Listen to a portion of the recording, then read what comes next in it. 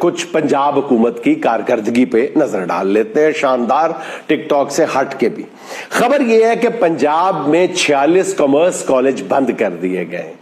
حکومت کا موقف یہ ہے کہ سرکاری کامرس کالج میں داخلے کم ہو گئے تھے، اس لیے ان کا چلانا مشکل ہو گیا تھا۔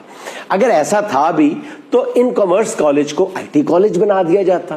بند کر دینے کا مطلب یہ ہے کہ اب ان کی قیمتی عمارتیں جو ہے وہ ہتھیائی جائیں گی، ان کی بندر بانٹ ہوگی۔ آگے سنیں، پنجاب حکومت نے تقریباً 6000 سرکاری سکولوں کو نجی شعبے کے حوالے کر کے ان سے جان چھڑا لی۔ یعنی ان سرکاری سکولوں پہ اٹھنے والے اخراجات اب کہاں خرچ ہوں گے؟ مطلب یہ سن کے تو دل تھام کر سینے کو، پنجاب حکومت تو سنیے گا ذرا میری بات اپنے دل پہ ہاتھ رکھ کے کہ پنجاب حکومت کی ترجیحات کیا ہیں۔ 6000 سکول بند کر کے پنجاب حکومت ڈی ایچ اے لاہور میں صوبے کے گریڈ 20 سے 22 کے افسران کے لیے 2 ارب روپے کی لاگت سے 2 کنال کے 29 نئے بنگلے بنا رہی ہے۔ تعلیم کو اتنی زیادہ کہ تعلیم کے بغیر سانس نہیں آ رہا۔